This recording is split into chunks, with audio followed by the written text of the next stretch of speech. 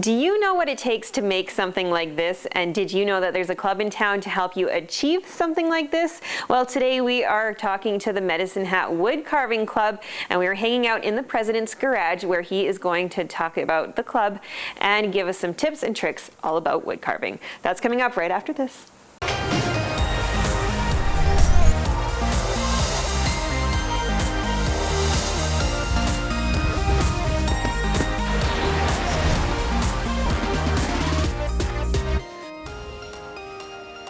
Well, as I mentioned earlier, we're talking all about the Medicine Hat Wood Carving Club, and I am joined by Terry. He is the president. Thank you so much for joining us today. You're welcome. All right. Pleasure. So in front of us are a lot of wood carvings that you have carved yourself or other members in the club. Now, these are outstanding. Tell me about some of the carvings that we have in front of us. The antelope and the sheep, we had an instructor come from Moose Jaw, and we did those on a carving course. The Yellowstone cutthroat was done in Billings. 5 of us went down there for a course to an instructor that had won either 2 or 3 World Ward carving championships for fish, and so we learned a tremendous amount. The kingfisher and the meadowlark were taught by the same instructor, and the characters at the back were designed by Chris Hammock from Stevensville, Texas, and we had him up for 2 days last October, and he taught us a little bit more about faces and expressions and stuff. This one here, I've always wanted to do a multiple, so this is my multiple, and I've got about 700 hours into it, and everything is wood, including the rocks. Wow. and the plants. Wow, these are just outstanding. Now, a lot of the techniques that you have been able to learn is from the Medicine Hat Wood Carving Club. Tell me about the club and what you do there. Well, we invite anybody to come in that is interested. We have last year approximately 42 members. Not everybody comes at the same time. It's not compulsory. We have a number of ladies, and we have a number of children. We have a 12-year-old girl and a 14-year-old boy and a 16-year-old boy at present. And I've had a couple phone calls, and there's supposed to be a couple more starting to show up. And so we have a little bit of a program for the beginners that we start with, and we will teach them a little bit of a relief carving, and then a penguin, and then probably a boot, and then they can should be able to tackle anything.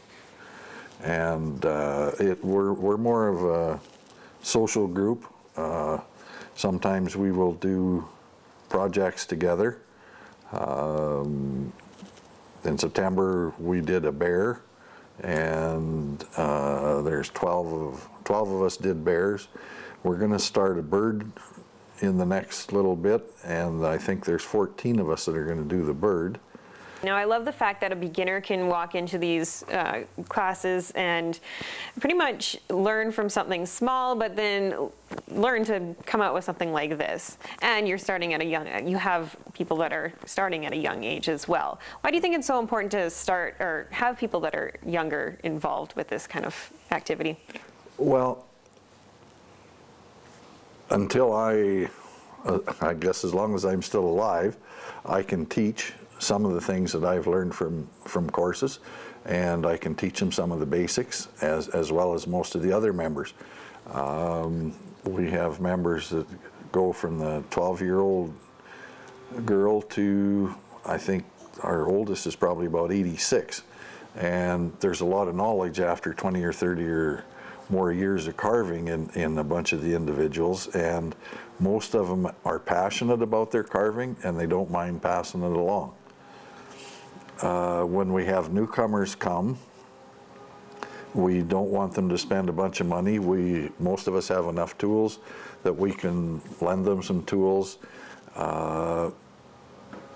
so that they can carve and do a few of the projects and learn and decide whether that's really what they want to do without having to spend a whole bunch of money on tools. Now you're talking about tools. The one thing that people should expect is you're not going to walk in with a chainsaw and whip something like this up. It's smaller tools that you're using. Yes. Yeah. There's basically 3 types of tools. You're going to use a knife, a V-tool, and a gouge. And there's various different sizes of them. But a gouge is more like a spoon. A circular cut, a V-tool is a V, and those are most of the tools that you do your detailing with. And then you can go, then there's burners to do your feathers and other different things, depending on what kind of detail that you want to put on. All right, so when and where does the club meet? We meet every Monday night at between 6:30 and 9 o'clock at the Red Cliff Senior Center in Red Cliff. And how can people find out more information? They can call me at 403-529-7049, or they can access our Facebook page, which is Medicine Hat Wood Carving Club, and they can see some of the updates on there and pictures and club happenings. All right, well, thank you so much for telling us about the club, but later on in the show, I want to learn how to make something like this, so I'm going to keep you around for that, and right now we have a lot more coming up on Go. We're still hanging out here in Terry's garage talking all about the Medicine Hat Wood Carving Club. Now, earlier on in the show, he told us how old the youngest member of the club is. Do you remember how old that member is? We'll have the answer for you when we return right here on Go.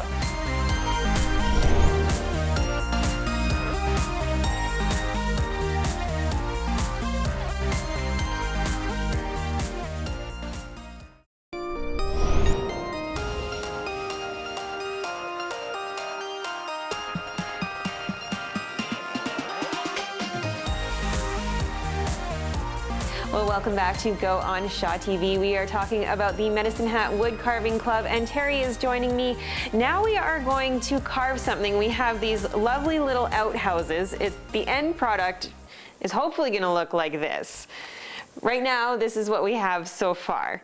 So, Terry, in the club, you want to make sure that everybody is safe. What are some of the safety techniques that you teach? Well, we try to make sure that you know where your hand is at all times in comparison to what direction you're going with the knife, and to use it as a part of your hand as a fulcrum. If you go like this, you can only go a certain distance and you eliminate the movement, whereas if you're going to draw this outhouse board and you bring in the knife this way, it can come right into your stomach pretty easy. The other thing that we do is we have some Kevlar gloves, you have some thumb protectors, and you can have a glove.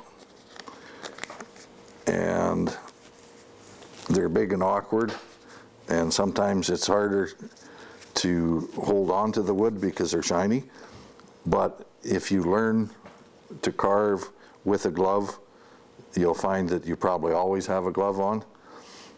I carve enough without a glove, and I've got a few scars to prove it. So it's more of a relationship of where the blade is going and what's in the way. So for example, you don't want to, if you're cutting this way, you don't want your hand above, you want to have it below. And think about where the blade's going and make sure that you don't have a thumb or another part in the way. Well, it's definitely important to practice those safety rules. All right, so why do you have such a passion for this? And you mentioned that it's kind of stress relief for you. You can get lost in the time that you're sitting there and playing with your knives or whatever.